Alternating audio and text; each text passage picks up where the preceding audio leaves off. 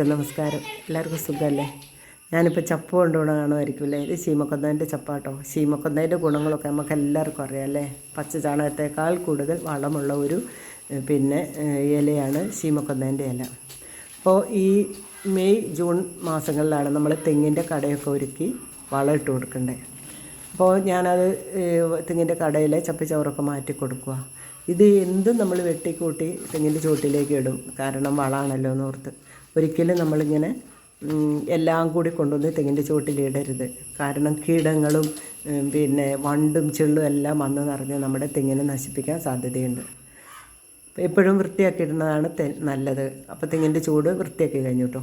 ഇനി ഇതിന് അതിൻ്റെ ചുറ്റും കുറച്ച് വിട്ടിട്ട് വേരിനൊന്നും തട്ടുകൊള്ളാത്ത രീതിയിൽ, വേര് മുറിയാത്ത രീതിയിൽ നമ്മൾ ചുറ്റുപാടും തൂമ്പയ്ക്കൊന്നും വകഞ്ഞു കൊടുക്കണം, മണ്ണൊന്നും മാറ്റി കൊടുക്കണം. ആ ഭാഗത്തായിട്ടാണ് നമ്മൾ എന്ത് വളമാണെങ്കിലും ഇട്ട് കൊടുക്കണേ. വേര് വഴി അതൊക്കെ വലിച്ചെടുത്തോളൂല്ലോ.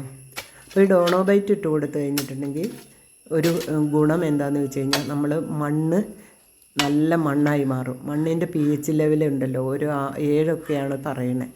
ആ ഒരു അവസ്ഥയിലുള്ള മണ്ണിലാണ് നമ്മൾക്ക് എന്ത് വളം കൊടുത്താലും അതാ വിളവ് വലിച്ചെടുത്ത് നമുക്ക് നല്ല ഗുണം കിട്ടുകയുള്ളൂ, നല്ല വിളവ് കിട്ടുകയുള്ളൂ.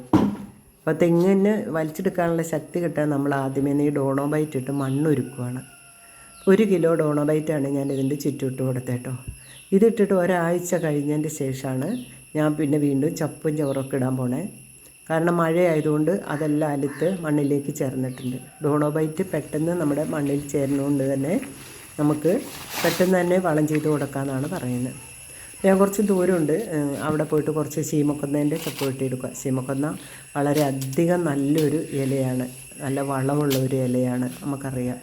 പണ്ട് കാലത്തെ നെൽകൃഷിക്കൊക്കെ ശീമക്കൊന്നേൻ്റെ ചപ്പ് ഇലയൊക്കെ ഇട്ട് മണ്ണൊരുക്കുമായിരുന്നു. അത് ചീഞ്ഞയിലാണ് നമ്മൾ നട്ടു കൊടുക്കുന്നത്, കൃഷി ചെയ്യുന്നത്.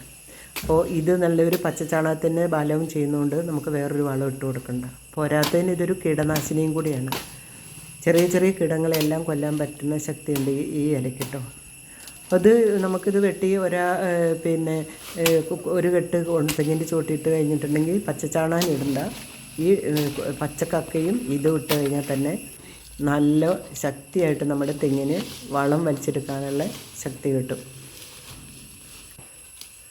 അപ്പോൾ ഇതിന് നമ്മൾ അതിൻ്റെ ചുവട്ടിടുന്നതിൻ്റെ ഒപ്പം തന്നെ നമ്മൾ ഒരു വളം കൂടി ഇട്ട് കൊടുക്കണം. അത് ഒരു 15 ദിവസം കഴിഞ്ഞതിൻ്റെ ശേഷം പൊട്ടാഷാണ് ഇട്ട് കൊടുക്കേണ്ടത് കേട്ടോ. ആ പൊട്ടാഷും കൂടി ഇട്ട് കൊടുത്തു കഴിഞ്ഞാൽ നമുക്ക് പിടിക്കുന്ന ഒരു വെള്ളക്ക പോലും പോകാതെ നമുക്കെല്ലാം തേങ്ങയായി കിട്ടും. അല്ലെങ്കിൽ എല്ലാ വെള്ളക്കയും കൊഴിഞ്ഞു പോയിക്കൊണ്ടിരിക്കുക. ഇപ്പോൾ മണ്ണൊരുക്കമില്ലാത്ത കൃഷി ചെയ്ത് കഴിഞ്ഞാൽ നമുക്ക് അതിന് വേണ്ടുന്ന ഒന്നും കിട്ടാത്തതുകൊണ്ട് എല്ലാ വിളവുകളും തേങ്ങ ആയാലും എന്തായാലും പോയിക്കൊണ്ടിരിക്കും, നഷ്ടപ്പെടും. അപ്പോൾ ഇങ്ങനെ ചെയ്യണം എന്നുള്ളത് അറിവ് കിട്ടിയപ്പോൾ ഞാൻ ഈ രീതിയിലാണ് കേട്ടോ.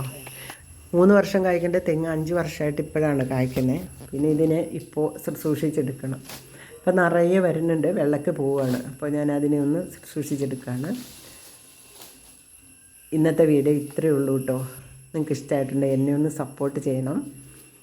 എല്ലാവരും സപ്പോർട്ട് ചെയ്താലേ മുന്നോട്ട് ഓരോ വീഡിയോ ആയിട്ട് എനിക്ക് പോകാൻ പറ്റുള്ളൂ. അതിനുള്ള സന്തോഷം. എല്ലാവർക്കും ബായ്. അടുത്തൊരു വീഡിയോ ആയിട്ട് വരാം.